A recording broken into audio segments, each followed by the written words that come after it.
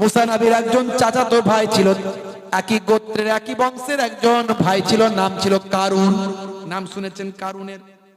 যে কারুনকে নিয়ে আল্লাহ রাব্বুল আলামিন কোরআন মাজিদের মধ্যে ঘোষণা করেছেন কারুনের কথা। হে তরুণ যুবকেরা, হে আমার বন্ধুরা, হে আমার মুরব্বিয়ানেরা, শুনে রেখে দেন, জেনে রেখে দেন, কারুন ছিল পৃথিবী বিখ্যাত একজন ধনী মানুষ। কারুন ছিল পৃথিবী বিখ্যাত একজন ধনী ব্যক্তি। ভাইরা আমার, তরুণ যুবকেরা আমার, মুরব্বিয়ানেরা আমার, শুনে রেখে দেন, কিন্তু ছিল মারাত্মক কৃপণ লোক। তার এত সম্পত্তি ছিল, আমার আল্লাহ কোরআন মাজিদের মধ্যে জানিয়ে দেন, কারণ তার সম্পত্তির, তার সিন্ধুকের চাবিগুলো বহন করার জন্য একদল লোক ভাই আমার সেই সিন্ধুকের চাবিগুলো বহন করে নিয়ে যেত। এতটাই ধনী মানুষ আল্লাহ তাকে বানিয়েছিলেন। হে তরুণ যুবকেরা, কারুন ছিল মারাত্মক একজন কৃপণ। মুসা নবীর সম্পর্কে চাচাতো ভাই, হিরে, পান্না, মতি, জহর যা কিছু আছে, সমুদ্রের তলায় যা পাওয়া যায়, প্রবাল টোবাল থেকে শুরু করে এইরকম সম্পদ তার ছিল।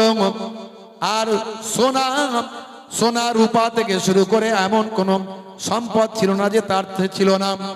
ভাইরা আমার, তার সম্পদের চাবিটা বহন করার জন্য একদল ক্ষমতাশালী লোক তারা কষ্ট পেত। আমার আল্লাহ সূরা কাসাসের মধ্যে সুন্দর করে উল্লেখ করেছেন। কোরআন মাজিদ খুলুন, কোরআন মাজিদে আমার আল্লাহ কোরআন মাজিদে সূরা কাসাসের মধ্যে কারুনের কথা উল্লেখ করে বলেন, ইন্নাল কারুনা কানা মিন কওমে মূসা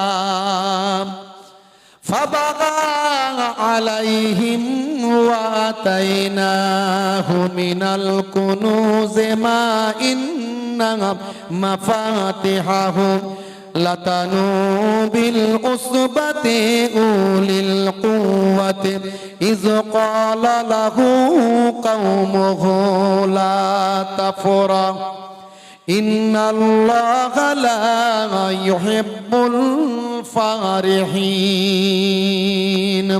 হে তরুণ যুবকেরা, আমার আল্লাহ বলেন কারুন ছিল মুসা নবীর সম্প্রদায়ভুক্ত, কিন্তু সে তাদের প্রতি উদ্ধত আচরণ করেছিল। তাকে আমি এমন ধনভাণ্ডার দিয়েছিলাম যে তার চাবিগুলো বহন করার জন্য একদল বলবান শক্তিশালী লোক তাদের পক্ষে কষ্টকর ছিল। স্মরণ করো, যখন তার সম্প্রদায় তাকে বলেছিল গর্ব করো না, আমার আল্লাহ গর্বকারীকে পছন্দ করেন না। ইন্নাল্লাহা লা ইউহিব্বুল ফারিহিন। হে তরুণ যুবকেরা, মুসা নবী কারুনকে যখনই দেখতেন তখনই বলতেন, কারুন যাকাত দাও, তোমাকে যাকাত দিতে হবে। কারুন কিন্তু ভয়ঙ্কর কৃপণ ছিল, সে যাকাত দিতে চাইতো না। হে নবী মুসা, তুমি আমাকেই শুধু পেয়েছো, আর কাউকে পাও না, আমার সামান্য সম্পদ, তাতেই তুমি যাকাত দিতে বলো, কেন যাকাত দেব? হে জওয়ান যুবকেরা, এমন সময় কিন্তু মুসা নবী ছাড়নেওয়ালা নয়। যখনই কারুনকে দেখতে পায় তখনই বলে, কারুন যাকাত দাও। কারুন রাগান্বিত হলো। হে তরুণ যুবকেরা, কারুন রাগান্বিত হয়ে বন্ধুদের সঙ্গে পরামর্শ করলো, কি করা যায়? বলে, এমন একটা কাজ কর, এমন একটা কাজ করো যাতে করে মুসা নবী যাকাত চাওয়া তো দূরের কথা, তোমার সামনে আসা সাহসটাও না করে। সেই সময় দেখতে পাওয়া যায়, হে তরুণ যুবকেরা, হে আমার মুরব্বিয়ানেরা, এমন সময় কারুন চিন্তা করল, এমন ভাবে মুসা নবীকে অপমান করতে হবে যাতে করে সে যাকাত চাওয়া তো দূরের কথা, মানুষের সামনে লজ্জায় মুখটাও না দেখাতে পারে। কে বলছে সুবহানাল্লাহ? বলছে করিম চাচা মারা গেছে, বলছে সুবহানাল্লাহ। আসলে রাত অনেক হয়েছে, বুঝতে পারছি, তাই তো ঘুম পাচ্ছে মনে হচ্ছে। আর কষ্ট হচ্ছে, শেষ করে দেবো। সুবহানাল্লাহ সিগন্যাল দিচ্ছে হুজুর, এইরকম সুবহানাল্লাহ চলবে। হে তরুণ যুবকেরা, সংক্ষেপ করে বলবো, লম্বা চওড়া নয়, ভালো করে শুনে রেখে দিন। এমন সময় দেখতে পাওয়া যায় কারণ চিন্তা করলো এমন শিক্ষা দেব মুসা নবীকে যাতে আর মুখ দেখাতে না পারে, যাকাত চাওয়া তো দূরের কথা। সেই জামানার সবচেয়ে বড় একজন বেশ্যা ছিল, যাকে পতিতা নারী ভালো ভাষায় বলা হয়, শুদ্ধ ভাষায় বলে পতিতা নারী। এখনো আছে না নাই? মানুষ চেনা যায় না। দিনের বেলা সুফি সাধক হয়ে, ভালো মানুষ হয়ে, সহজ সরল মানুষ হয়ে ঘুরে বেড়ায়, রাতের বেলা পতিতালয়ে যায়। এমন লোক মনে হয় নাই আমাদের সমাজে? কি জি ভাইরা আমার, এখনকার যুগেও বিখ্যাত পতিতা নারী, আমি একজনের নাম বলি শোনেন। আমার কাছে তার সম্পর্কে ডিটেলস পাঠিয়েছে। তার নাম হলো মিয়া খলিফা। যারা ইন্টারনেট ঘাটাঘাটি করে তারা জানে। হে তরুণ যুবকেরা, এই মিয়া খলিফা আসলে মুসলমান নয়, কিন্তু নামটা শুনলে মনে হবে মুসলমান। এই জন্যই আমার কাছে সেই ভাই ডিটেলস পাঠিয়েছে, বলে হুজুর এই যে একজন পতিতা নারী, বেশ্যা নারী, ইন্টারন্যাশনাল ফেমাস, সারা পৃথিবীর মানুষ চেনে একে, সবাই চেনে, ইন্টারন্যাশনাল ফেমাস। মিডিয়া, পেপার, পত্রিকায় বিভিন্ন ভাবে তার সম্পর্কে লেখালেখি পর্যন্ত হয়। হে যুবকেরা, শুনে রেখে দেন, জেনে রেখে দেন, কখনো এই সমস্ত অন্যায়, অবিচার, পাপাচারের মধ্যে লিপ্ত হবেন না। আমার আল্লাহ কোরআন মাজিদে জানিয়ে দেন, লা তাকরাবুজ জিনা, তোমরা জেনার ধারে কাছেও যেও না। এখন পর্দা প্রথা উঠে গেছে আমাদের মাঝখানে। দেখবেন শালিদের সঙ্গে জামাই বাবুর বেশি খাতির, বউকে ছেড়ে দিয়ে শালি চললো দুলা ভাইয়ের সঙ্গে ঘুরতে, আছে না নাই? একেবারে হারাম কাজ, জেনার গন্ধ পাওয়া যায় এখানে। ভাইরা আমার, তরুণ যুবকেরা আমার, মুরব্বিয়ানেরা আমার, এই রকম অন্যায়, অবিচার, পাপাচারের মধ্যে লিপ্ত হবেন না। আমার আল্লাহ ডাইরেক্ট কোরআন মাজিদে বলেছেন, লা তাকরাবুজ জিনা, জেনার ধারে কাছেও তোমরা যেও না। হে মুসলমান ভাইরা আমার, তরুণ যুবকেরা আমার, শুনে রেখে দেন, এই মিয়া খলিফা নামটা শুনলে মনে হবে মুসলমান। মিয়া, মিয়া নামটা মুসলমানদের ব্যবহার হয়, আর খলিফা একটা মূল্যবান শব্দ, যার অর্থ হলো প্রতিনিধি। ভাই আমার, নামটা নিয়েছে সে মিয়া খলিফা, কিন্তু আসলে সে মুসলমান নয়। মুসলমানদের বদনাম করার জন্য, ইসলামের বদনাম করার জন্য, আর মুসলিম সমাজকে উদ্বুদ্ধ করার জন্য, মুসলিম ঘরের নারীদের, মহিলাদের উদ্বুদ্ধ করার জন্য নামটা নিয়েছে। এর আসল বাড়ি হলো লেবানন। এ একজন লেবানিস্ট, একজন অমুসলিম। ইন্টারনেট সার্চ করবেন, তার জীবনী পাবেন, কিন্তু এদের ধারে কাছে, এদের কোন রকম সম্পর্কে আর কোন তথ্য জানবেন না। বা এ তরুণ যুবকেরা, সেই জামানায় মুসা নবীর জামানায় একজন বিখ্যাত ইন্টারন্যাশনাল পতিতা নারী ছিল। তার নাম হলো এই মিয়া খলিফার মতো সাবজা। তার নাম হলো সাবজা। কারণ চিন্তা করলো সাবজার কাছে যেতে হবে। সাবজার কাছে চলে গেল রাতের বেলা, গিয়ে সেখানে রাতটা কাটালো সাবজার সঙ্গে। 5 লক্ষ স্বর্ণ মুদ্রা দিল, দিয়ে বলল আরো দেব। হে সাবজা, একটা কাজ করতে হবে। বলে কি কাজ? পয়সা দিলেই যে কোনো কাজ করার জন্য আমি রেডি। হে তরুণ যুবকেরা, কারণ বলল, শোনো সাবজা, অমুক দিনে অমুক জায়গাতে সকালবেলা চলে যাবে। ওটা হলো রাজ দরবার। আমাদের বাদশা হলো ফেরাউন। সে নিজেকে খোদা বলে, আমরা তাকে খোদা বলে মানি। আমাদের খোদার জন্মদিন হলো ওই দিন। খোদার জন্মদিনে চলে যাবে, সকাল সকাল চলে যাবে। খোদার জন্মদিন বলে কথা, আমাদের ফেরাউনের জন্মদিন বলে কথা। অনেক খানা পিনার ব্যবস্থা থাকবে, শত শত মানুষ, সেখানে হাজার হাজার মানুষ আসবে। তুমিও চলে যাবে, মেয়েদের মজলিসে গিয়ে বসে যাবে। আর যেখানে মানুষ বেশি, সেখানে মুসা এসে হাজির হয়ে যায়। মানুষ যেখানে মুসা সেখানে, মুসা নবী এসে তাদের মাঝখানে এসে ফেরাউনের বিরুদ্ধে আল্লাহর পক্ষে ওয়াজ করেন। আল্লাহর নবীরা কত কষ্ট করেছেন, সাহাবায়ে কেরামেরা কত কষ্ট করেছেন, আল্লাহর মাহবুব বান্দা ওলিরা কত কষ্ট করেছেন, খাজা গরিব নামাজ কত কষ্ট করেছেন, নিজামুদ্দিন আউলিয়া কত কষ্ট করেছেন, খাজা বাকিবুল্লাহ কত কষ্ট করেছেন, পীর মুজাদ্দিদুজ্জামান আবু বকর সিদ্দিক রাহমাতুল্লাহ আলাইহি কত কষ্ট করেছেন, বসিরার আল্লামা হুজুর কত কষ্ট করেছেন, পাঁচ হুজুর কেবলা কত কষ্ট করেছেন, আমার পিন্নাগড়ি হুজুর কত কষ্ট করেছেন। আমরা তো এখন কষ্ট করি না, আমাদের সম্মান দিয়ে নিয়ে আসা হয়, সম্মান দিয়ে বিদায় নেওয়া হয়। কিন্তু আমরা কি করি? আমরা সঠিক ব্যবহার না করে আমরা ওয়াজের মধ্যে বিতর্কিত কথা বলে মানুষের মধ্যে বিভাজন তৈরি করি, অশান্তি করি, ঐক্যের কথা না বলে দ্বন্দ্বের কথা বলি। হে তরুণ যুবকেরা, নবীরা কত কষ্ট করেছেন বাবা।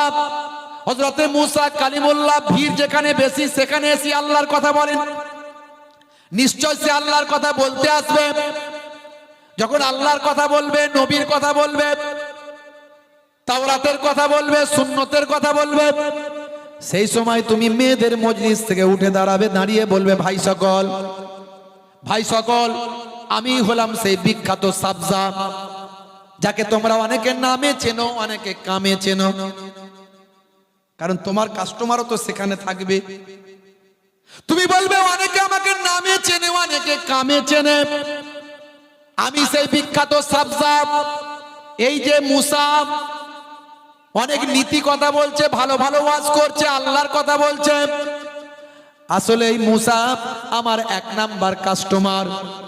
এই একটা কথা যদি তুমি বলতে পারো, মুসাকে যদি অপমানিত করতে পারো হাজার হাজার লোকের সামনে, মুসার কথা যদি বলতে পারো মুসা আমার কাস্টমার, তাহলে মনে রাখবে যা স্বর্ণ মুদ্রা দিয়েছি তার থেকে আরো তোমাকে বাড়িয়ে দেব।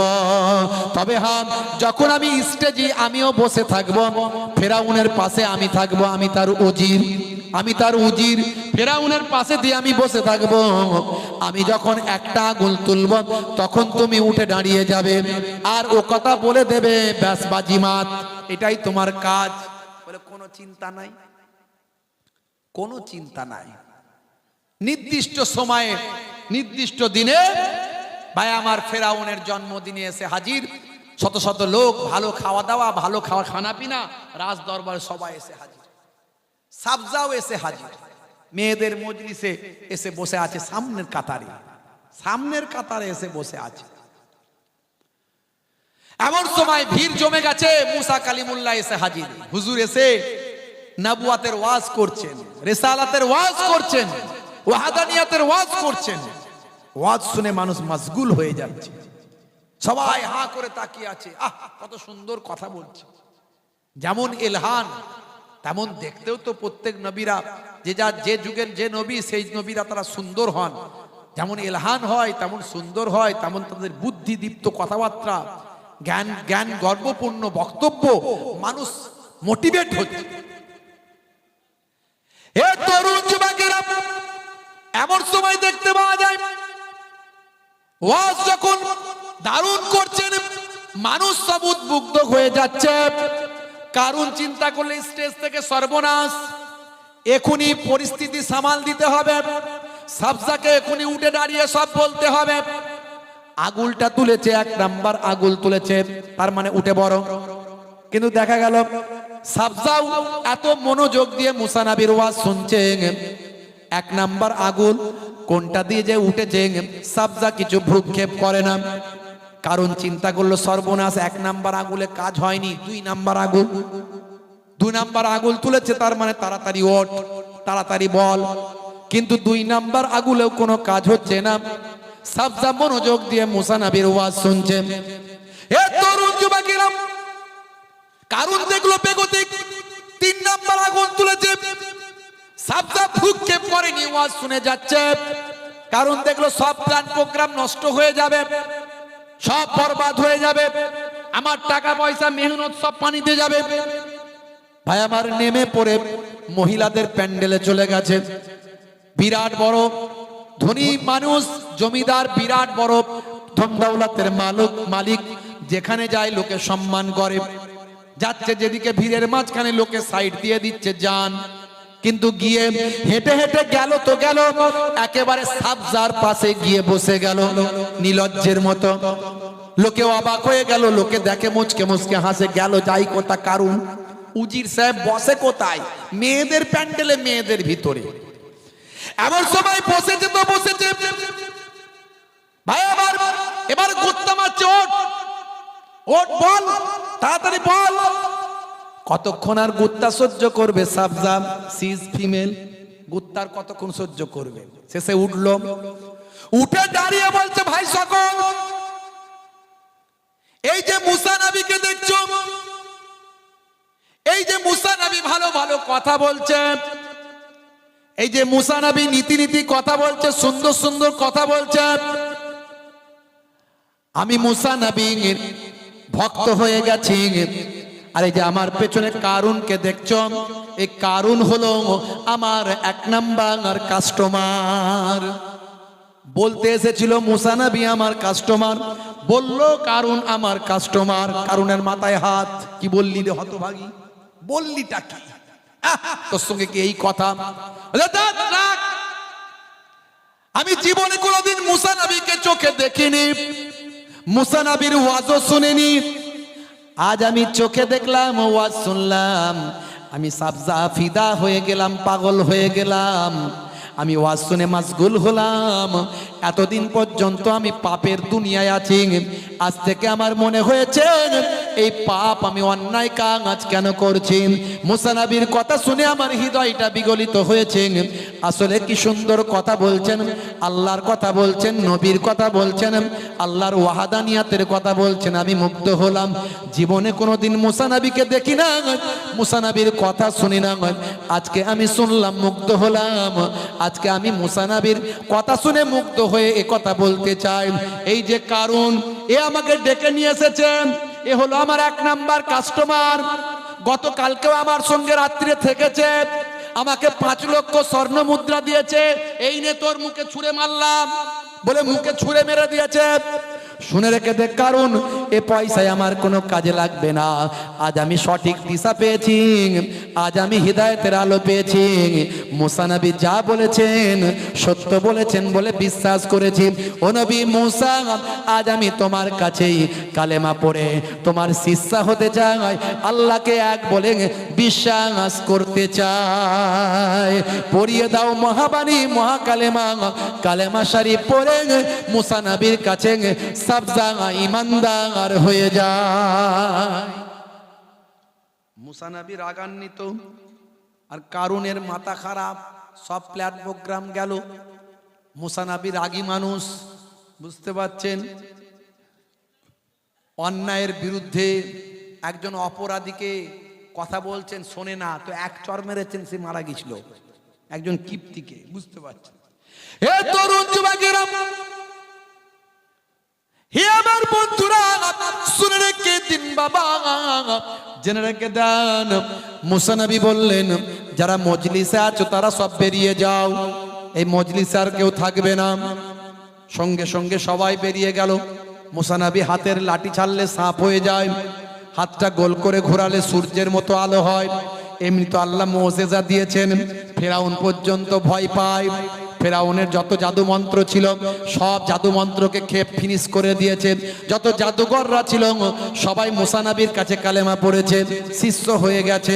হে তরুণ যুবকেরা, হে আমার বন্ধুরা, শুনে রেখে দিন বাবা, জেনে রেখে দেন। এমন সময় হযরতে মুসা কালিমুল্লাহ বললেন, যারা মজলিসে আছো সব বেরিয়ে যাও। বলার সঙ্গে সঙ্গে সবাই বেরিয়ে চলে গেছে। সাবজাও বেরিয়ে গেছে। একমাত্র কারণ সে বসে রয়ে গেছে, সে আর উঠতে পারে না। তার সারা শরীরটা অবশ হয়ে গেছে, মনে হচ্ছে হ্যান্ডিক্যাপ হয়ে গেছে, আর উঠতে পারে না। যদিও কোন রকমে উঠলো, ধরে ধরে উঠলো। মুসা কালিমুল্লাহ বলে, হে কারুন, অনেক আমার বিরুদ্ধে চক্রান্ত করেছিস, অনেক অন্যায় করেছিস, অনেক বড় অপরাধী তুই। দেখ এখনো সময় আছে, তওবা কর, আর যাকাতটা দিবি কিনা বল। আবার সে যাকাতের কথা। বুঝতে পেরেছি, তোমার জাদু মন্ত্র বিরাট ক্ষমতা, হাতের লাঠি ছেড়ে দাও সাফ হয়ে যায়। আর এখন সবকিছু জয় করে ফেললে জাদু মন্ত্র দিয়ে। তুমি ভাবছো তোমার এই মন্ত্র ফন্ত্র দিয়ে জাদু ফাদু দিয়ে আমাকে জাকাত দেয়া করাবে। আমি কারুন, আমি এক কথার লোক, মরে যাব তবু জাকাত দেবো না। দিবি না? বলে না, তাহলে আর বাঁচবি না। অনেক সহ্য করেছি, আর করব না। হযরতে মূসা নবী কারুনের জন্য বললেন, হে জমিন ইয়া আরদ খুজ, হে জমিন কারুনকে টেনে নাও। বলার সঙ্গে সঙ্গে কারুনের পাটা শুকনো মাটিতে হাঁটু পর্যন্ত গেড়ে গেল। এমন সময় হযরতে মূসা নবী, নবীদের মনে তো আল্লাহ দয়াও দিয়েছেন অনেক। মূসা নবী বললেন, এখনো যদি হেদায়েত সস ছেড়ে দেব, দেখ জমিন তোকে ছেড়ে দেবে, জাকাত দিবি কিনা বল। বললাম তো এক কথার লোক, জাকাত দেব না, মরে যাব তাও ভালো। তাই নাকি? বলে হাম। আবার মূসা নবী বললেন, ইয়া খুজ, হে জমিন কারুনকে টেনে নাও। বলার সঙ্গে সঙ্গে বুক পর্যন্ত। এবারও মূসা নবীর মনে আবার দয়া হলো, দেখ কারুন এখনো জাকাত দিবি কিনা বল, আমার আল্লাহ বাঁচিয়ে দেবে তোকে, শুকনো মাটি আবার তোকে তুলে দেবে। কারুন বলল, মরে যাব তবু জাকাত দেব না। ভাই আমার এত বদমাইশ, এত জালিম। হযরতে মূসা কালিমুল্লাহ বললেন, আর উপায় নাই, এই রকম জালেম, এই রকম শয়তান পৃথিবীর জমিনে বেঁচে থাকার থেকে না থাকা ভালো। হযরতে মূসা কালিমুল্লাহ বললেন, ইয়া আরদ খুজ। বলার সঙ্গে সঙ্গে জমিনে কারুন দেবে গেল। শুধু কারুন নয়, কারুনের যত সম্পত্তি ছিল, প্রাসাদ ছিল, সম্পদ ছিল, ধন দৌলত ছিল, সবটাই শুকনো জমিনের ভিতর দেবে গেল, মাটির তলায় তলিয়ে গেল। এ কথা আমার আল্লাহ কোরআন মাজিদে সুন্দর করে সূরা কাসাসে উল্লেখ করে দিয়েছেন। সূরার নাম হলো সূরা কাসাস, আয়াত নাম্বার হলো 81। এই 81 নাম্বার আয়াতে আমার আল্লাহ বলছেন, ফাখাসাফনা বিহি ওয়া বিদারিহি وبداره الأرض فما كان له من فئة ينصرونه من دون الله وما كان من المنتصرين। এ তরুণ যুবকেরা, আমার আল্লাহ জানিয়ে দিলেন, অতঃপর আমি ভূগর্ভে প্রতীত করলাম কারুনকে ও তার প্রাসাদকে। আল্লাহ ব্যতীত তাকে সাহায্য করার কোনো দল ছিল না, আর সে নিজে কেউ সাহায্য করতে পারল না। হে তরুণ যুবকেরা, আজও আপনি মিশরে চলে যাবেন। মিশরের কায়রো থেকে 80 কিলোমিটার দূর একটা হ্রদ আছে, যেখানে মানুষ ট্যুর করতে যায়, দেখতে যায়। সেই হ্রদটার নাম হলো কারুন হ্রদ। সেই কারুন হ্রদে যে আপনি যাবেন, সেখানে আজও অস্তিত্ব নিদর্শনখানা খুঁজে পাবেন। হে তরুণ যুবকেরা, হে আমার মুরব্বিয়ানেরা, বলার উদ্দেশ্য, আমার আল্লাহ পৃথিবীর জমিনে মানুষকে ইবাদতের জন্য পাঠিয়েছেন। বান্দা যখন ইবাদত থেকে ভুলে যায়, আমার আল্লাহ তাদের উপর গজব নাযিল করে দেয়। তবে একসঙ্গে আল্লাহ আমার নবীর উম্মতদের একসঙ্গে ধরবে না, চাটে অল্প অল্প করে ধরবে। এক জায়গায় দেখবেন বন্যা হচ্ছে, অন্য জায়গায় হয়নি। এক জায়গায় ভূমিকম্প হচ্ছে, অন্য জায়গায় হয়নি। এক জায়গায় সুনামি হচ্ছে, অন্য জায়গায় হয়নি। এক জায়গায় আসমান থেকে গজব হচ্ছে, অন্য জায়গায় হয়নি। কারণ এটা আমার নবীর দোয়া, বুঝতে পারছেন?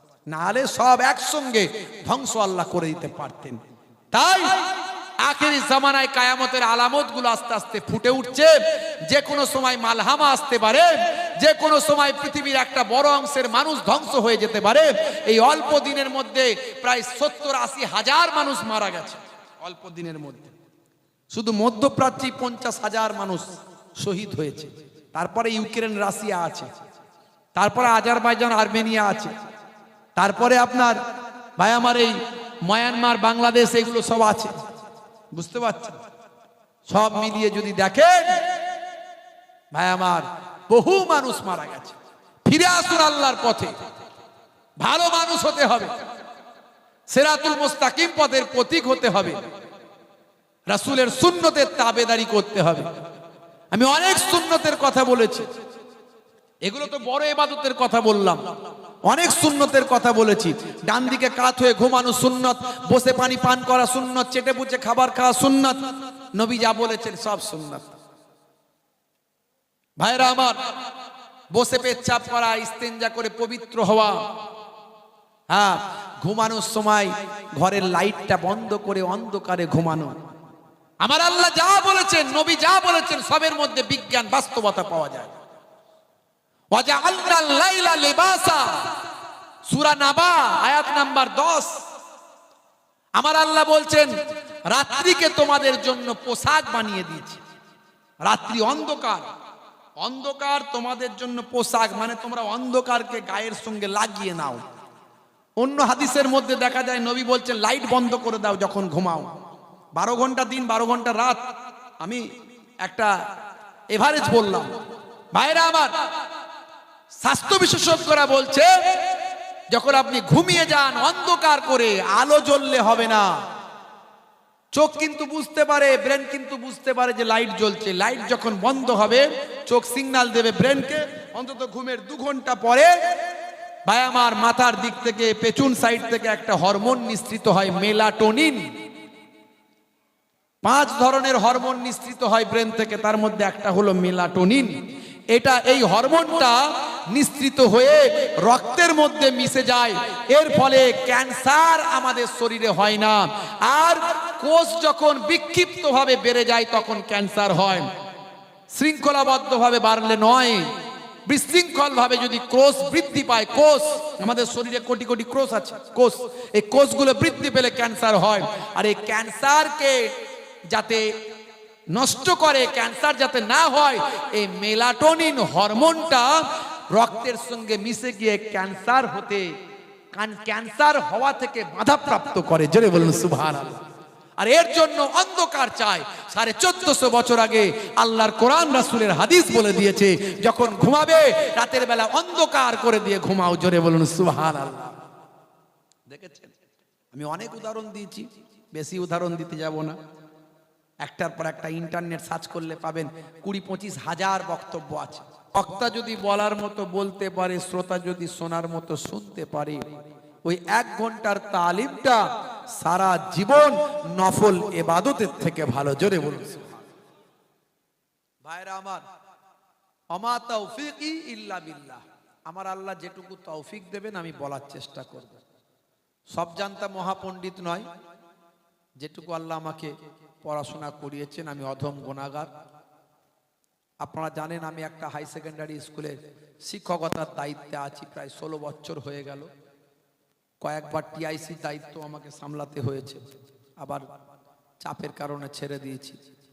যেটুকু আমার শিক্ষা জীবন, পড়াশোনার জীবন, title MA, master degree, BEd যা আছে, তারপর আমি বলি শিক্ষার তো শেষ নাই। উতলুবুল ইলমা মিনাল মাহদি ইলাল লাহাদ, মায়ের কোল থেকে মৃত্যুর কোল পর্যন্ত শেখার বয়স, শেখার শেষ নাই। আমাদের শিখতে হবে, জানতে হবে, অনেক কিছু জানা বাকি। আইজাক নিউটনের মতো মানুষ তিনি বলছেন আমি সমুদ্রে নুড়ি পাথর খুঁজে বেড়াচ্ছি। শিক্ষার মাত্র কয়েকটা কোণা, তার মানে তিনি বলতে চাইলেন কয়েকটা আমি কোণা শিখেছি। তবে শিক্ষার অনেক রকম পদ্ধতি হয়, পড়ে শিক্ষা হয়, দেখে শিক্ষা হয়, শুনে শিক্ষা হয়। এই জন্য আমরা সবাই শিক্ষিত, কেউ মূর্খ ভাববেন না। যিনি পড়াশোনা করে ডিগ্রি পাননি তিনি নিজেকে মূর্খ ভাববেন না। কারণ শিক্ষা 3 ভাবে হয়, একটা শুনে শিক্ষা, পড়ে শিক্ষা, দেখে শিক্ষা। এই জন্য যারা হয়তো খাতায়, বই পুস্তকে, ডিগ্রি ফিগ্রিতে শিক্ষিত, তারা অন্যদেরকে অবজ্ঞা করে, করবেন না। আপনার মধ্যে যে জ্ঞানটা নাই ওর মধ্যে সে জ্ঞানটা আছে। আপনি ভাবছেন আমি খুব বড় লেকচারার হয়ে গেছি, আমি মোহেবুল্লাহ হুসাইনে খুব লেকচার দিচ্ছি, আর ওরা তো কিছু জানে না। না, ও সেলাই মিস্ত্রি যে সেলাইটা পারে আমি সেটা পারি না, ও চাষি যে চাষটা পারে আমি সেটা পারি না, ও ফল ব্যবসায়ী ফলের লাইনের যে ব্যাপারটা বোঝে আমি সেটা বুঝি না। সে সেদিক থেকে আমার থেকে বেশি শিক্ষিত। কথা ঠিক না ভুল? এখন সুন্দরবনের নদী পার হচ্ছে নৌকায় করে একজন সাহেব, বুঝতে পারছেন? একজন সাহেব, কলকাতার সাহেব, সুন্দরবনের নদী পার হচ্ছে নৌকায় করে। মাঝিকে বলছে, মাঝি ভূগোল বোঝো ভূগোল? বলছে সাহেব ভূগোল কি খায় না কি করে মাকে টাকে? আমি তো কিছু ভূগোল জানি না। তোমার দ্বারাই কিছু হবে না, তোমার 6 আনা বৃথা, তোমার 6 আনাই বৃথা মাঝি। কিছুক্ষণ পরে বলছে মাঝি হিস্ট্রি বোঝো, হিস্ট্রি ইতিহাস বোঝো? বলছে ইতিহাস কি খাই না মাকে? তা তো আমি জানি না, আমি কি করে বুঝবো ইতিহাস কি? তোমার 8 আনাই বৃথা, 8 আনাই বাজে হয়ে গেছে, তোমার 8 আনাই গেল, 8 আনাই তোমার বৃথা। এইরকম বকতে বকতে যাচ্ছে, মাঝিকে অপমান করছে, মাঝিকে ছোট করছে, মাঝির মধ্যে শিক্ষা দীক্ষা নাই, পড়াশোনা নাই, বুঝতে পারছে। কিছু সময় পর এখন সুন্দরবনের নদীতে ঝড় উঠেছে, বিরাট বড় ঝড়। মাঝি বলছে সাহেব সব তো ঠিক আছে, সাঁতারটা জানো তো? বলছে সাঁতারটা জানি না বাবু। বলছে তুমি তো সব বললে 6 আনা বৃথা, 8 আনা বৃথা, তো এই ঝড়ের সময় সাঁতার জানোনি? তো এখনই তো ডুবে গেলে আমি চলে যাব, তোমার তো 16 আনাই বৃথা, তোমার তো 16 আনাই বৃথা।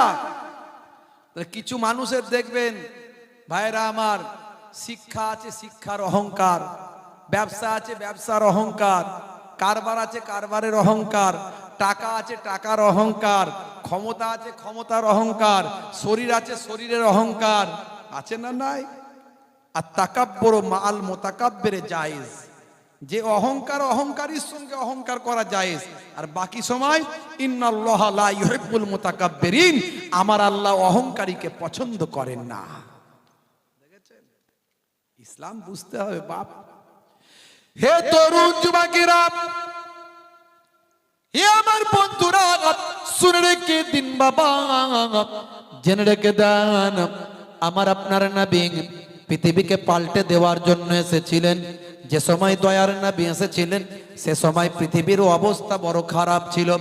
এখন যে খারাপ আছে, এখন মাইট ইজ রাইট, জজ্জার মোল্লক তার, অন্যায় অত্যাচার পাপাচারে মানুষ লিপ্ত, অপরাধে মানুষ লিপ্ত, খুন খারাপিতে মানুষ লিপ্ত, চারিদিকে যুদ্ধ চলছে, ফাসাদ চলছে, মারপিট দাঙ্গা হাঙ্গামা চলছে, হাজার হাজার মানুষ মারা যাচ্ছে। আজও জেনা ব্যভিচার প্রকাশ্যভাবে করে গর্ববোধ করছে। ভাই আমার জেলখানা থেকে ঢুকে যখন বের হচ্ছে, জেনা ব্যভিচারীর গলা নয় ভাই আমার ধর্ষণকারীদের গলাতে মালা পরিয়ে বের করা হচ্ছে। হে তরুণ যুবকেরা,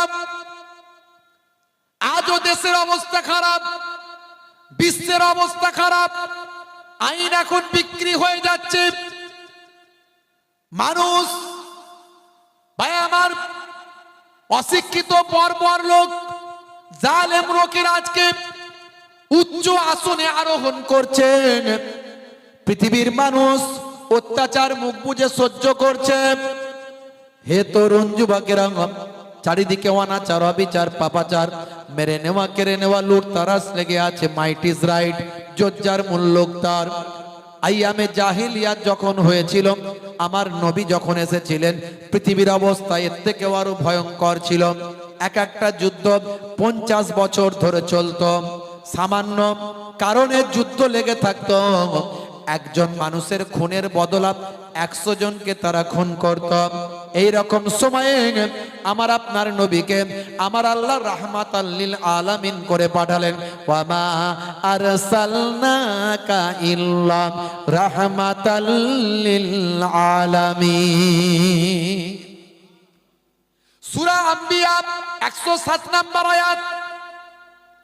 আমার আপনার নবীকে আল্লাহ রহমত করে পাঠালেন। হে তরুণ যুবকেরা আমার, সেই সময় দয়ার নবী পৃথিবীর জমিনে মানুষকে অন্যায় অত্যাচার পাপাচার মেরে নেওয়া কেড়ে নেওয়া থেকে আল্লাহ এবং রাসূলের পথে ফিরিয়ে আনলেন। দয়ার নবী ভাইরা আমার, তরুণ যুবকেরা আমার, দয়ার নবী আমার নিজের পথে ফিরিয়ে আনলেন, মানুষকে আল্লাহর পথে ফিরিয়ে আনলেন। আমার আপনার নবী ঘোষণা করলেন, হে দুনিয়ার মানুষ শুনে রেখে দাও, ওয়াবুদুল্লাহ, তোমরা আল্লাহর ইবাদত করো, ওয়ালা ইউশরিক বিল্লাহ, আল্লাহর সঙ্গে তোমরা শরীক করো না। সেহি Allah is one, Allah is one whom all depend, he begets not, not is he begotten, and none is like him. হে তরুণ যুবকেরা, আমার আপনার নবীর কথা শুনে আবু জাহিল হেদায়েত হলো না, উতবা সাইবারা হেদায়েত হলো না, কিন্তু আমার আপনার নবীর কথা শুনে আবু বকর সিদ্দিক হেদায়েত হলো, হযরতে ওমর ফারুক হেদায়েত হলো, হযরতে ওসমান জিন্নুরাইন হেদায়েত হলো। আমার আপনার নবীর কথা শুনে আবু জার গাফফারির মতো ভাই আমার একজন দস্যু মানুষ ছিলেন প্রথম জমিনে। আবু জার গাফফারির মতো দস্যু মানুষ প্রথম জীবনের একজন দস্যু মানুষ ছিলেন, পরবর্তীকালে আল্লাহর নবীর সাহাবী হয়ে গেলেন। আমার আল্লাহ বললেন ফাযাক্কির ফাইন্না যিকরা তানফাউল মুমিনিন। হে নবী, আপনি ওয়াজ করতে থাকুন, আপনি বলতে থাকুন, আপনার বলাটা আপনার ওয়াজটা মুমিনদের উপকারে লাগবে। You keep telling believers will benefit. আপনি বলতে থাকুন, আপনার বলাটা বিশ্বাসীদের ইমানদারদের বেনিফিট হবে, ইমানদারদের উপকারে লাগবে। হে তরুণ যুবকেরা, আল্লাহর নবী ওয়াজ করতে লাগলেন। হে জওয়ান যুবকেরা, আল্লাহর নবী ঈমানের দাওয়াত দিলেন। ঈমান মানে হলো বিশ্বাস। আমি বলি সিম কার্ড ছাড়া যেমন কোনো মোবাইলের মূল্য নাই, সিম কার্ড ছাড়া যেমন মোবাইলের কোনো দাম নাই। একটা অ্যাপ ডাউনলোড করতে গেলে নাম্বারটা চাই, সেই নাম্বারটা সিম কার্ড লাগালে তবেই পাওয়া যায়। হোয়াটসঅ্যাপ ডাউনলোড করবেন, সিম কার্ডটা দেবেন। ফেসবুক ডাউনলোড করবেন, সিম কার্ডটা সেখানে নাম্বারটা সেখানে লাগাবেন। এই নাম্বারটা পেতে গেলে সিম কার্ডটা লাগাতে হয়। সিম কার্ড ছাড়া হোয়াটসঅ্যাপ ডাউনলোড হয় না, সিম কার্ড ছাড়া ফেসবুক ডাউনলোড হয় না। হে তরুণ যুবকেরা, হে আমার মুরব্বিয়ানেরা, সিম কার্ড ছাড়া মোবাইলের কোনো মূল্য নাই। আমার আপনার ঈমানটা হলো আমার আপনার জন্য সিম কার্ড। আর এই অ্যান্ড্রয়েড বডিটা আমি নাম দিয়েছি অ্যান্ড্রয়েড বডি। এই অ্যান্ড্রয়েড বডিটা আপনার আমার ঈমানের সিম কার্ডটা লাগাতে হয়। ঈমানের সিম কার্ডটা যদি অ্যান্ড্রয়েড বডিতে লাগাতে পারেন, এরপর আপনি নামাজ আর রোজা হজ যাকাতের অ্যাপগুলো ডাউনলোড করতে পারেন। ওখানে যেমন হোয়াটসঅ্যাপ আর ফেসবুকের মধ্যে দিয়ে বন্ধুর সঙ্গে বন্ধুর যোগাযোগটা হয়, এখানে তেমন তারপরে নামাজ আর রোজার অ্যাপের মধ্যে দিয়ে আল্লাহর সঙ্গে বান্দার যোগাযোগ হয়। জোরে হবে না? তোমার বুকে রাখো আল্লাহরই ভয়, আসবে না কোনো দিন কোনো পরাজয়, আসবে না কোনো দিন কোনো পরাজয়। হারাম হালাল জেনে সরল সত্য মেনে নিষিদ্ধ সব ছেড়ে উঠুক জীবন বেড়ে যাবে তুমি জান্নাতে। যাওয়া ছিল স্বপ্ন তোমার, তোমার বুকে রাখো আল্লাহরই ভয়, আসবে না কোনো দিন কোনো পরাজয়। জোরে হবে না? হে তরুণ যুবকেরা, আমার আপনার নবী ঈমানের দাওয়াত দিলেন, ঈমানদার হয়ে যাও বান্দা। আমার আপনার নবী এই ঈমানের দাওয়াত দিতে গিয়ে অনেক কষ্ট করতে হলো, আমার নবীকে মার খেতে হলো, আমার আপনার নবীর দান মোবারক শহীদ হলো, সাহাবায়ে কেরামেরা রক্তাক্ত হলেন, নিজেদের জীবন দিলেন। আমার নবী মক্কার জীবনে দাওয়াত যখন দিতে বেরোতেন, কুফফারদের কাছে ওয়াজ দাওয়াত কানা ইসলামের দাওয়াতটা দিতে বেরোতেন, আমার আপনার নবীর সারা শরীরটা রক্তাক্ত হতো। আম্মাজান ফাতেমা তো জোহরা রাদিয়াল্লাহু তাআলা আনহা, ছোট বয়স, বাচ্চা বয়স, বাপকে ধরে নবী পাককে ধরে ঝরঝর করে কাঁদতেন। আহারে আব্বাজানের চেহারাটা লালে লাল হয়ে গেছে, দুশ্মনরা মেরেছে, রক্তাক্ত করেছে। আমাদের নবী সেই সময় বলতেন, ও বেটি ফাতেমা, কেঁদো না, কেঁদো না, তুমি মাসুম বেটি ফাতেমা, তুমি যদি বদদুয়া করে দাও না জানি আল্লাহর আরশে যদি কবুল হয়ে যায়, জালেমরা ধ্বংস হয়ে যাবে। আমি নবী ওদেরকে ধ্বংস করার জন্য পৃথিবীতে আসি না, আমি নবী এসেছি ওদেরকে হেদায়েত করার জন্য। এ তরুণ যুবকেরা, আল্লাহর নবী হেদায়েতের আলোটা পৌঁছাতে শুরু করলেন। হে মুসলমান, মক্কার অবস্থা তখন ছিল বড় খারাপ। মক্কার মানুষেরা এমন কোন অন্যায় অত্যাচার ছিল না যে করেনি। সেই সময় আমার আপনার নবী পৃথিবীর জমিনে পদার্পণ করলেন। আমার নবী যেদিন আসলেন, আমার আল্লাহ খুশি হয়ে গেলেন, জমিন আসমান খুশি হয়ে গেল। এমনকি দাদা আব্দুল মুত্তালিব আমার আপনার নবীকে পেয়ে খুশি হয়ে গেল। 12 রবিউল আউয়ালে রহমত ওয়ালা নবী এলো রে, সাফাআতের তাজ পরে জামিনে বরকত ওয়ালা নবী এলো রে। এলো রে ভাই এলো রে, এলো রে ভাই এলো রে, কাউসার কাউসার ওয়ালা নবী এলো রে। ওই কোরাইশ বংশের ভিতরে মা আমিনার রেহেমে এলে তুমি নূর জেলে আব্দুল্লাহর ওই বাগানে। ওই বাগানের ফুলকলি, ওই বাগানের ফুলকলি ফুটলো সারা ভুবনে। 12 রবিউল আউয়ালে রহমত ওয়ালা নবী এলো রে, সাফাআতের তাজ পরে জামিনে বরকত ওয়ালা নবী এলো রে।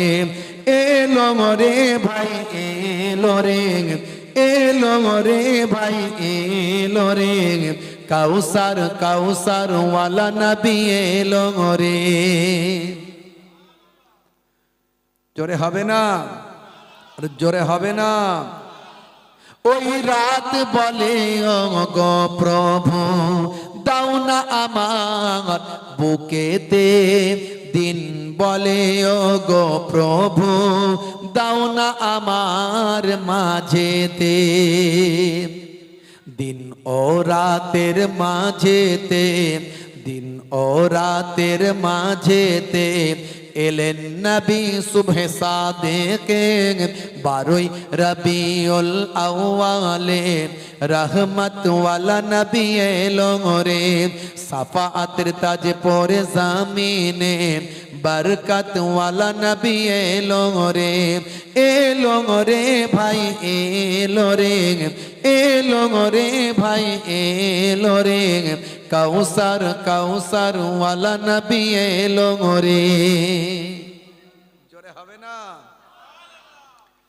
ওই আকাশ বাতাস চন্দ্র তারা খুশিতে তারা মেতেছে, আসমানের হুর ফারিস তারা দেখার তরে উকি মেরেছে। কবি কবির ভাষায় লিখেছে। কবিতা কেন এই রাতের বেলা বলছি জানেন তো? রাত তো অনেক হয়ে গেছে, কবিতাগুলো বললে কি হবে, শুনতেও ভালো লাগবে আর মাথাতেও ঢুকবে। আর কবিতার একটা গুরুত্ব আছে। আমার নবী শের শায়েরদের বড় পছন্দ করতেন। যখন কুফারে কুরাইশ সেই সময় একটা শের শায়ের এসব কবি কবিতার লড়াই চলতো তৎকালীন যুগে, আমার নবীর জামানায়, তার আগে থেকেই চলতো। তা আমার নবীর পক্ষেও কিছু কবি ছিল।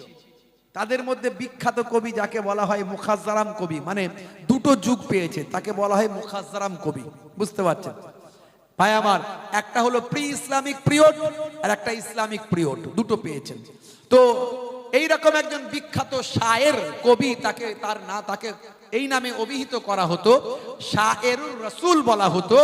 তিনি হলেন আল্লাহর নবীর বিখ্যাত সাহাবী হযরতে হাসান বিন সাবিত রাদিয়াল্লাহু তাআলা আনহু। জোরে বলুন সুবহানাল্লাহ। আল্লাহর নবী এই কবির জন্য মসজিদে নববীতে একটা মেম্বার তৈরি করে দিয়েছিলেন। কত কবিতা আল্লাহর নবী পছন্দ করতেন। এখন এক শ্রেণীর মোল্লা মৌলবী আছে তারা আবার গজল টজল নাচ টাচ পছন্দ করেন না। আমি লক্ষ্য করে দেখেছি যে যেটা পারে না সে অন্যের সেটা বদনাম করে। কারো মধ্যে আল্লাহ বেশি এলেম দিয়েছে, কারো মধ্যে এলেম নাই। সে এসে বললে শুধু এলেম শিখলে হবে না, ইবলিস শয়তানেরও এলেম ছিল, শুরু করে দিল। আবার কারো মধ্যে দেখবেন আল্লাহ বেশ সুন্দর এলহান দিয়েছে, গলা দিয়েছে, সুন্দর নাচ গাইছে। হ্যাঁ, শুধু গজল গাইলে হবে না, এই গজল ফজল চলবে না, এসব এসব এসব চলবে না, সুর ফুর এসব চলবে না।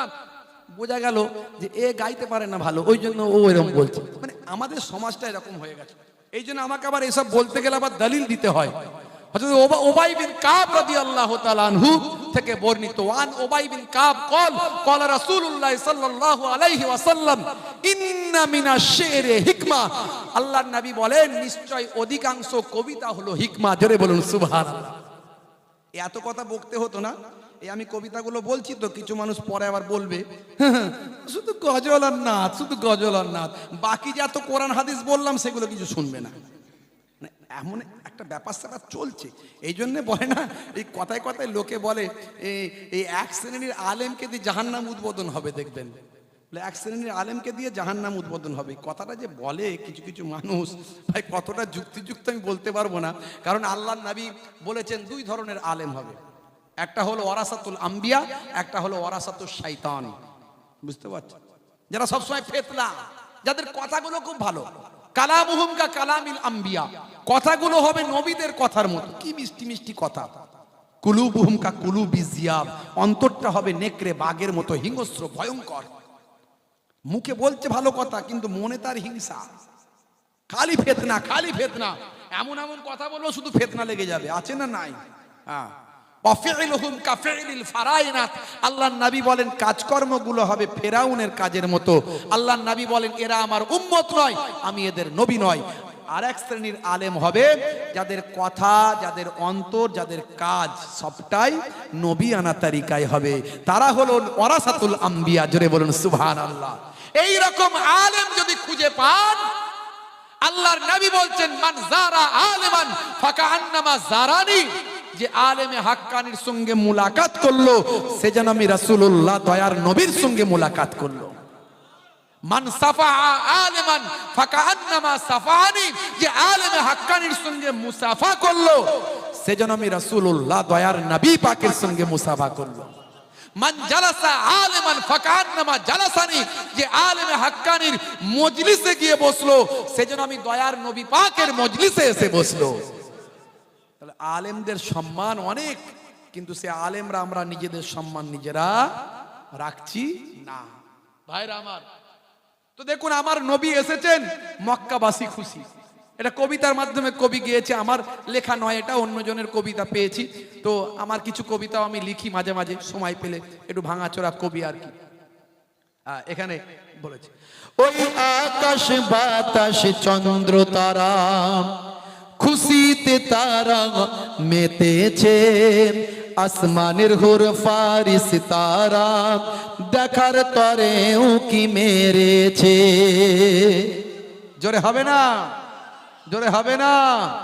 দাদু মুত্তালিব খুশি হয়ে, দাদু মুত্তালিব খুশি হয়ে মক্কাবাসীর দাওয়াত করেছেন। 12 রবিউল আউয়ালে রহমত ওয়ালা নবী এলো রে, সাফাআতের তাজ পরে জামিনে বরকত ওয়ালা নবী এলো রে। এলো রে ভাই এলো রে, এলো রে ভাই এলো রে, কাউসার কাউসার ওয়ালা নবী এলো রে। হে তরুণ যুবকেরা, আল্লাহর নবী মানুষকে হেদায়েতের আলো দিতে লাগলেন, সাহাবায়ে কেরামদের পাল্টাতে লাগলেন, পরিবর্তন হতে লাগলো মানুষ। এক শ্রেণীর মানুষ মানলো না, আর এক শ্রেণীর মানুষ মানতে লাগলো। মক্কার মানুষরা অনেক অত্যাচার করলো, জুলুম করলো, নবী আমার সব সহ্য করলেন। হে তরুণ যুবকের, হে আমার মুরব্বিয়ানেরা, আল্লাহর নবী ভাই আমার মানুষকে হেদায়েতের আলো দিতে লাগলেন, তাদেরকে শেখাতে লাগলেন, বাবারা তোমরা আল্লাহর পথে ফিরে আসো, মানুষের উপর অত্যাচার করো না, অন্যায় অবিচার থেকে সরে আসো, জেনা ব্যভিচার সুদ ঘুষ পাপ অন্যায় থেকে সরে আসো।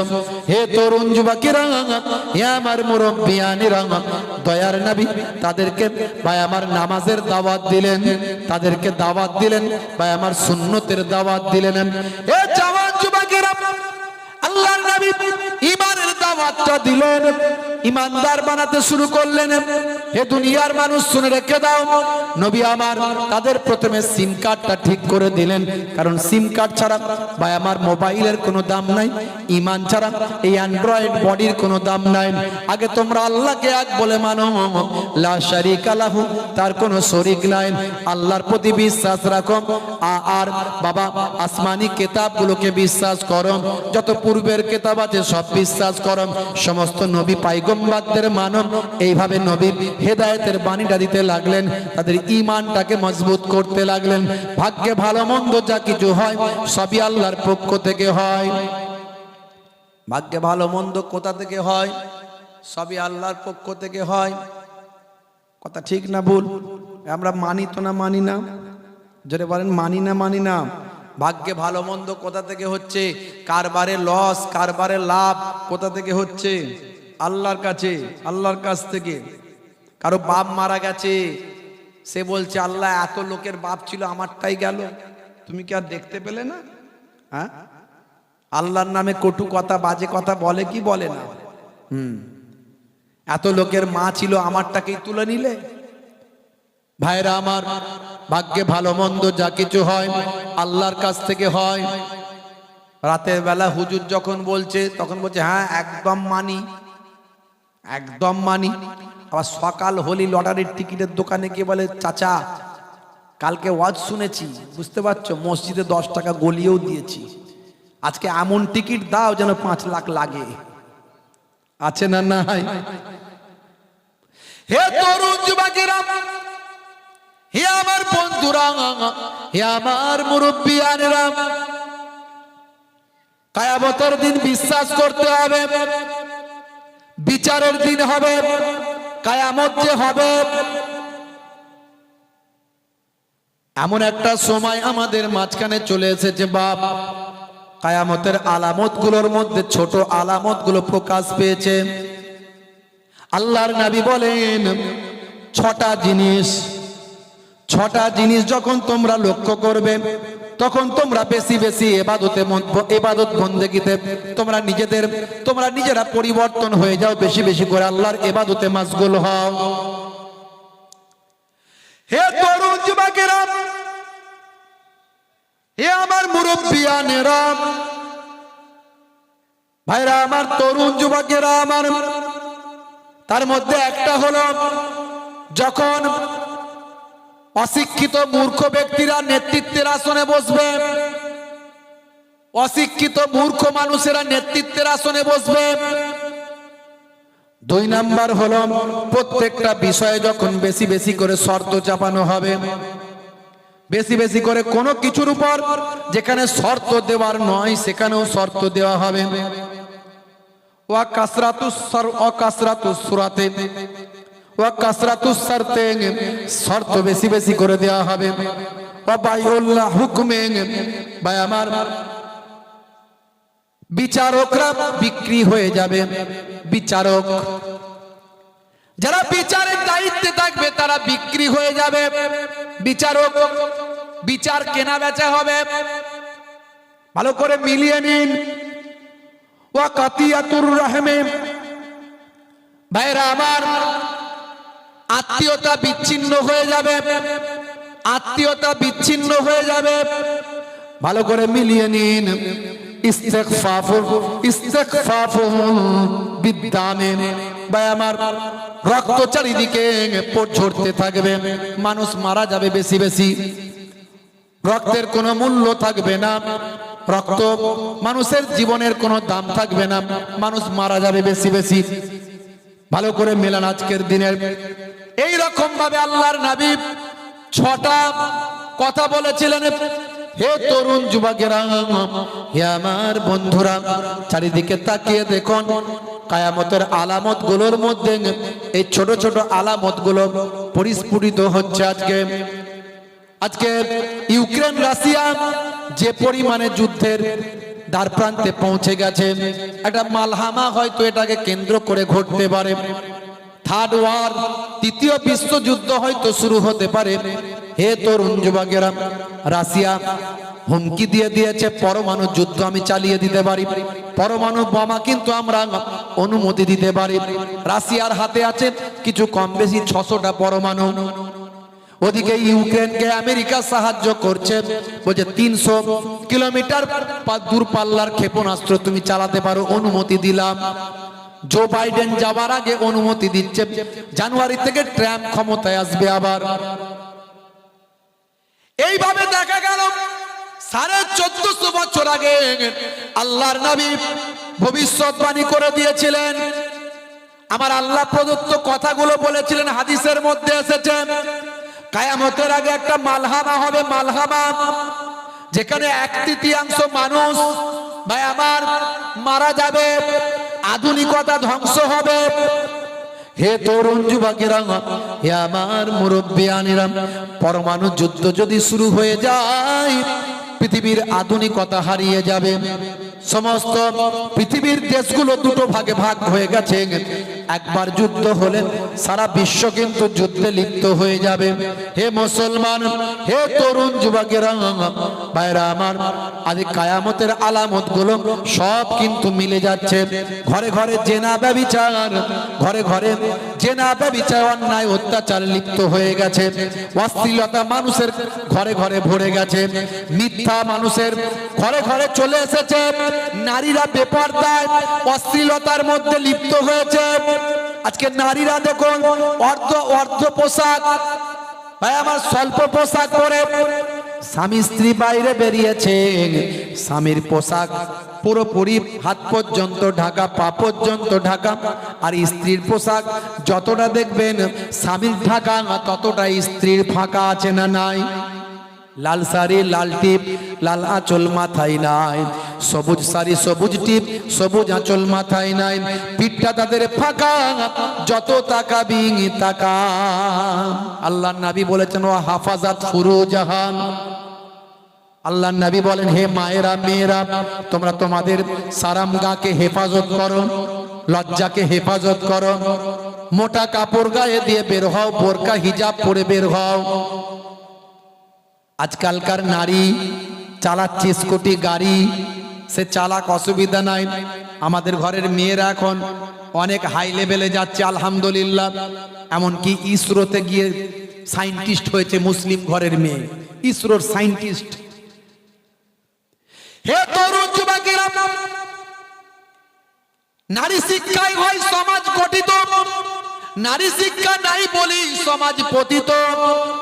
নারীগণ যদি শিক্ষিত না হয় কখনো মুসলিম জাতি জাগিবার নয়। আপনার ঘরের মেয়েটাকে, ছেলেটাকে শিক্ষিত বানাবেন, যার যেমন মেরিট আছে তাকে সেই দিকে নিয়ে যাবেন। এপিজে আব্দুল কালাম নাম শুনেছেন? একজন গরিব মানুষের সন্তান ছিলেন, বাপ ছিল ইমাম সাহেব।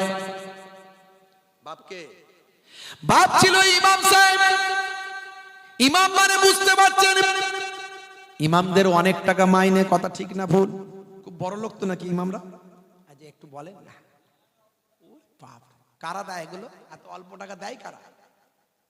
আমরা দিই না, অন্যজন দেয়, কথা ঠিক না ভুল? হ্যাঁ, ইমাম সাহেব কমিটির প্রেসিডেন্ট, তার ছেলে দিল্লিতে চাকরি পেয়েছে, 70,000 টাকা মাইনে। তো ইমাম সাহেবের কাছে শুক্রবারে জুম্মার পরে বলছি, ইমাম সাহেব এই 200 টাকা পকেটে দিলাম, আমার ছেলে চাকরি পেয়েছে, 70,000 টাকা মাইনে, দিল্লি চলে যাবে সোমবারের দিন, একটু খাস করে দোয়া করে দেবেন। ইমাম সাহেব দোয়া করছে, রব্বানা আতেনা ফিদ দুনিয়া। প্রেসিডেন্টের ছেলে বিদেশ যাবে, বলছে আল্লাহ তাকে ভালোভাবে পৌঁছে দাও, কোনো অসুবিধা নাই, কিন্তু তার চাকরিটা যেন পাকা হয় আর মাইনেটা যেন আমার মতো হয়। প্রেসিডেন্ট রেগে গেছে, মাইনে তোমার মতো মানে? কেন? ইমাম সাহেব বলতে কেন? তো মাইনে আমার মতো হলো, অসুবিধা কি আছে? 5,000 তো দেন আমাকে। 5,000 জন্য দিল্লি পাঠাচ্ছি নাকি? হে তরুণ যুবকেরা, আমাদের ইমামদের সম্মানকে আমরা ছোট করেছি। আলেমদের কত ইজ্জত, আলেমদেরকে আমরা সম্মান দিতে পারি না। এক শ্রেণীর আলেমরাও নিজেদের মধ্যে ঝগড়া ফিতনা, বিভিন্ন অশ্লীল কথাবার্তা, গীবত, শিকায়ত, চগলখড়ির মধ্যে লিপ্ত আছেন। এক শ্রেণীর আলেমের জন্য আলেম সমাজের প্রতি মানুষ কুদৃষ্টিতে তাকায়, কিন্তু আলেমরা হলো প্রকৃত নবীর ওয়ারিস। সেই ইমামদের সম্মান দেবেন, ইজ্জত দেবেন। হে তরুণ যুবকেরা, ইমামদের মাইনে বাড়িয়ে দেবেন, অন্তত 15,000, 10 থেকে 15-20,000 মাইনে করবেন। আমি জানি না আপনারা এখানে কত দেন, আমি জানি না, হয়তো আরো বেশিও দেন, কিন্তু অন্যান্য জায়গায় আমি রাউন্ড ফিগারে বললাম। ভাইরা আমার, তরুণ যুবকেরা আমার, এপিজে আব্দুল কালামের আব্বা ছিল একজন ইমাম সাহেব। ছোট্টবেলায় বাচ্চাকে ফজরের সময় তুলে দিতেন ইমাম সাহেবের সন্তান। আমাকে একজন বলছে, হুজুর আমি কিন্তু আয়ুর্বেদিক ডাক্তার, আবার আমি ইমামতি করি। হুজুর আমার বাড়ি প্রায় কিছু কম বেশি 1 কোটি টাকার কিছু কম বেশি খরচা করে বাড়ি করেছি। আমি তো চমকে গেছি, ইমাম সাহেব 1 কোটি টাকায় বাড়ি করছে, ব্যাপার কি? বলে, হুজুর আমি হলাম আয়ুর্বেদিক ডাক্তার, কিন্তু আমি ইমামতি করি, 5 ওয়াক্ত মসজিদে নামাজ পড়াই। বলছে, হুজুর আপনি হয়তো ভাবছেন যে আমি এত টাকা দিয়ে বাড়ি করছি, এই ইমামতির পয়সাতে নয়, এই আমার ডাক্তারি পয়সা। লোকে ডাক্তারকে পয়সা দিতে অসুবিধা নাই, ইমামকে দিলি কষ্ট। তো যাই হোক, তো ভালো কথা, খুব ভালো কথা, মাশাআল্লাহ। বলছে, হুজুর আমি ইমামতি কেন করি জানেন? কেন? বলছে, ইমামতি এই জন্য করি যাতে আমার 5 ওয়াক্ত নামাজের 1 ওয়াক্ত কাজা যেন না হয়। আর আমি যদি ইমামের দায়িত্বে থাকি, লোকে কিন্তু আমাকে ফলো করে, এটা ইমাম সাহেব যাচ্ছে। আর ইমাম সাহেবকে ফলো করছে মানে ইমাম সাহেব কোনো অন্যায় কাজ করার সাহস পাবে না। আমার নামাজটা, আমার ইমামতিটা আমাকে অন্যায় থেকেও বাঁচিয়ে দেয়। জোরে বলুন সুবহানাল্লাহ। হে তরুণ যুবকেরা, তাই ইমামরা হলো নামাজের দিক থেকে 1 নাম্বার। আর যে নামাজে সবচেয়ে পাবন্দি, যে সে তোমাদের মধ্যে ভালো মানুষ, তার সঙ্গে খারাপ ব্যবহার করো না। হে তরুণ যুবকেরা, এপিজে আব্দুল কালামের আব্বা ইমাম সাহেব ফজরের নামাজের সময় সন্তানকে তুলে দেন, বাবা সন্তান উঠে বরং ফজরের নামাজটা বরং। এপিজে আব্দুল কালাম ছোট্ট বয়স, সকালবেলা ফজরের নামাজটা পড়তেন। ফজরের নামাজ পড়ে বাজারে চলে যেতেন, বাজারে গিয়ে পেপারটা, খবরের কাগজটা নিয়ে নিতেন, নিয়ে ডোর টু ডোর বা আমার দোকানে দোকানে, ঘরে ঘরে খবরের কাগজটা কয়েক ঘন্টার মধ্যে ডিস্ট্রিবিউট করতেন। ডিস্ট্রিবিউট করা হয়ে গেলে আবার বাড়িতে চলে আসতেন। মা, জননী মা তার খাবার রেডি করে রাখতেন। আহারে, খাবার খেয়ে আবার তিনি পড়ার জন্য রওনা দিতেন। এইভাবে ছোট্টবেলা থেকে কষ্ট করেছেন, তার মেরিট, মেধাটাকে আল্লাহ এমন জায়গায় পৌঁছে দিয়েছেন, ভারতের মিসাইল ম্যান, পরমাণু বিজ্ঞানী তাকে বানিয়েছেন। প্রাক্তন রাষ্ট্রপতি ভারতের, যতদিন পর্যন্ত ভারতের নাম পৃথিবীর মানচিত্রে থাকবে ততদিন পর্যন্ত ভারতের পরমাণু বিজ্ঞানী, মিসাইল ম্যানের নাম ইতিহাসের পাতায় স্বর্ণাক্ষরে একজন মুসলমান ঘরের সন্তান এপিজে আব্দুল কালামের নামটা থাকবে। তাহলে আপনার ঘরের সন্তানটাকে আপনি শিক্ষিত করুন, আপনার ঘরের মেয়েটাকে আপনি শিক্ষিত করুন, শিক্ষিতা করুন। হে তরুণ যুবকেরা, তবে পর্দার মধ্যে, হেফাজতের মধ্যে, আল্লাহর নবী পর্দায় হেফাজতের মধ্যে শিক্ষা লাভের কোনো অসুবিধা নাই, ইসলামে শিক্ষা লাভে কোনো নিষেধ নাই। হে তরুণ যুবকেরা আমার, হে আমার বন্ধুরা, শুনে রেখে দিন বাবা, জেনে রেখে দেন। হে মুসলমান, আল্লাহর নবী শিক্ষিত বানানোর জন্য চেষ্টা করলেন। সাহাবায়ে কেরামদের উপর শিক্ষার গুরুত্ব বর্ণনা করতে লাগলেন। দয়ার নবী আমার সুন্নতের তালিমটা দিতে লাগলেন। দয়ার নবী ভাই আমার ইবাদতের কথা বলতে লাগলেন। প্রত্যেকটা নবীরা বলেছিলেন সুন্নতের কথা, ইবাদতের কথা। মনে রাখবেন বাবা, সমস্ত নবীদের জামানায় যে ইবাদতগুলো ছিল আমাদের নবীর জামানাতেও সে ইবাদত ছিল। অন্যান্য নবীর জামানায় ইবাদতগুলোর মধ্যে ভাই আমার নামাজ ছিল, রোজা ছিল, যাকাত ছিল। আর আমাদের নবীর জামানাতেও নামাজ, রোজা, হজ, যাকাত আমাদের নবীর জামানায় বড় ইবাদত ছিল। ভাইরা আমার সবচেয়ে বড় ইবাদত হলো নামাজ। আফজালুল ইবাদাতে ইবাদাতুস সালাত। নবী সাহাবায়ে কেরামদের সালাতের ডাক দিতে লাগলেন। মুসলমান আমরা নামাজ ছেড়ে দিয়েছি। 95 জন, 100 জনের 95 জন 5 ওয়াক্ত নামাজ পড়ে না। 100 জনের 95 জন। ইমাম সাহেবকে জিজ্ঞাসা করলেই পাওয়া যাবে। আপনারা দেখেন হয়তো পড়ে, অন্যান্য জায়গায় বেশিরভাগই রিপোর্ট আমার কাছে আছে। মুয়াজ্জিন যখন আযান দেয় হাইয়া আলাস সালাত, মুসলমানের ছেলে বলে তাড়াতাড়ি মসজিদ তলা থেকে পালা। কেন রে ভাই? মুয়াজ্জিন যদি দেখতে পায় তাহলে বলবে চিন্টু নামাজ পড়বি আয়, পিন্টু নামাজ পড়বি আয়, ঝনু টনু পনু নামাজ পড়বি আয়। মুয়াজ্জিন যদি দেখতে পায় তাহলে ডাকবে হাই রে হাই, তাড়াতাড়ি নামাজ পড়বি আয়, ওযুটা কর, মসজিদে যাই।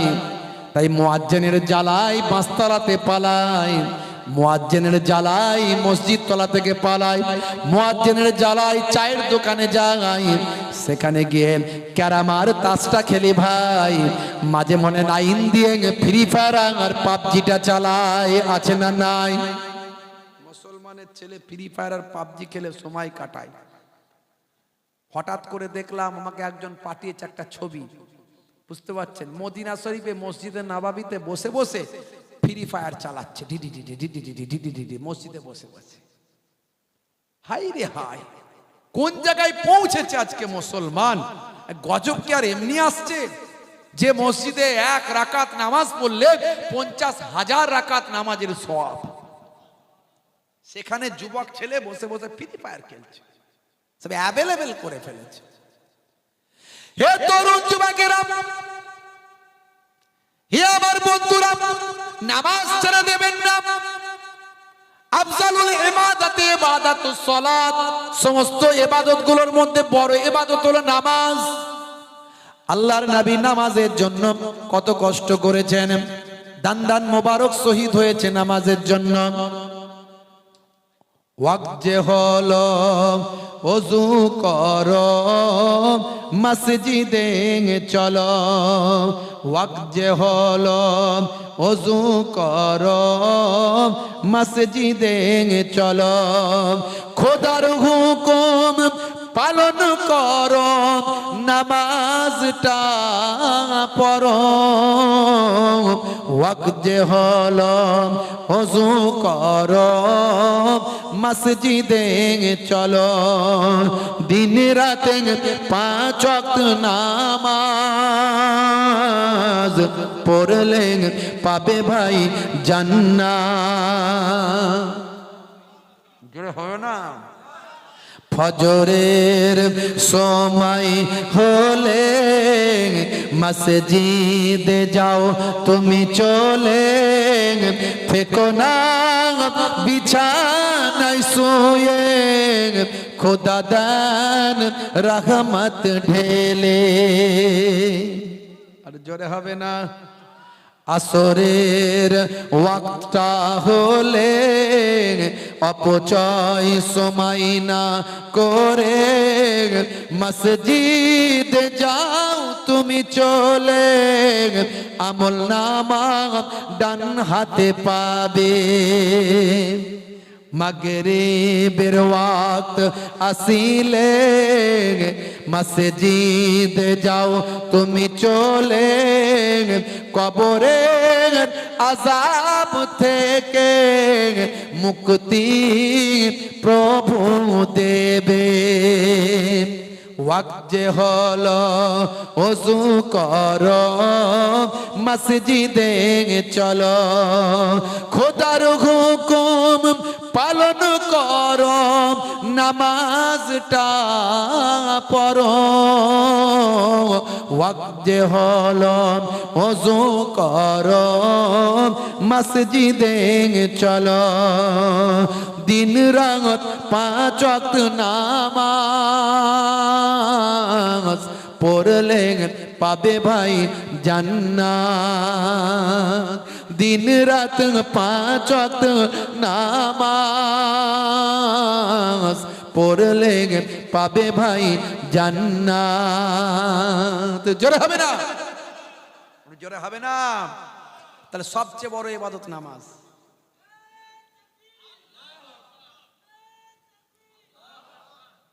সেই নামাজ ছেড়ে দিলে জান্নাতে যাওয়া যাবে না। ইবাদতগুলো নিয়ে যখন প্রশ্ন করা হবে, বান্দা সবচেয়ে আগে নামাজ পড়েছিলে কিনা বলো। নামাজ ছেড়ে দিয়ে জান্নাতে যাওয়ার কোনো রাস্তা নাই। হে তরুণ যুবকেরা, আরেকটা সবচেয়ে বড় ইবাদত হলো যাকাত। যাকাত, আমরা যাকাতকে ঠিকভাবে ইউটিলাইজ করি না, ব্যবহার করি না। আমরা যাকাত মানে লুঙ্গি দেওয়া, শাড়ি দেওয়া মনে করি। কথা ঠিক না ভুল? কোটিপতি লোক 20-30 হাজার টাকা যাকাত পড়েছে। কোটিপতি লোক 25,000 বা আমার 60,000, 70,000, 1 লাখ টাকা যাকাত পড়েছে। 1 কোটি টাকার মালিক হলে বুঝতে পারছেন তার কত টাকা যাকাত পড়বে। শতকরা 2.5 টাকা হিসাবে কত পড়বে? 2.5 লক্ষ নাকি নাকি কত পড়বে? এই হিসাব করেন, অঙ্কের লোক নাই নাকি এখানে?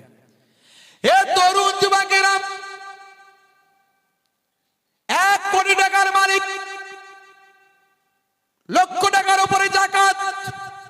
যাকাত হিসাব করে বলে এত টাকা দেওয়া সম্ভব নয়। 100টা শাড়ি নিয়ে আয়, 100টা লুঙ্গি নিয়ে আয়, 10-20 হাজার টাকার মধ্যে কাজ মিটিয়ে দিল। হে তরুণ যুবকেরা, এটা যাকাতের উদ্দেশ্য নয়। যাকাতের উদ্দেশ্য হলো গরিবি হাটাও, দেশ বাঁচাও। এখন সরকার ডাক দিয়েছে গরিবি হাটাও, দেশ বাঁচাও। ভাই আমার, কিন্তু সরকার গরিবি হাটাও, দেশ বাঁচাও এর স্লোগান দিয়েছে। আমাদের রাজ্য সরকার দেখবেন সত্যি গরিবি হাটাও, দেশ বাঁচাওয়ের জন্য বিভিন্ন রকম প্রকল্প নিয়ে আসছে। হে তরুণ যুবকেরা, হে আমার বন্ধুরা, ভাইরা আমার, তরুণ যুবকেরা আমার, আবার দেখা যাবে কোন কোন সরকার সেভাবে কাজ করছে না, শুধু মুখে স্লোগান দিচ্ছে। অথচ 1450 বছর আগে ইসলাম বলেছিল গরিবি হাটাও, দেশ বাঁচাও। কিভাবে?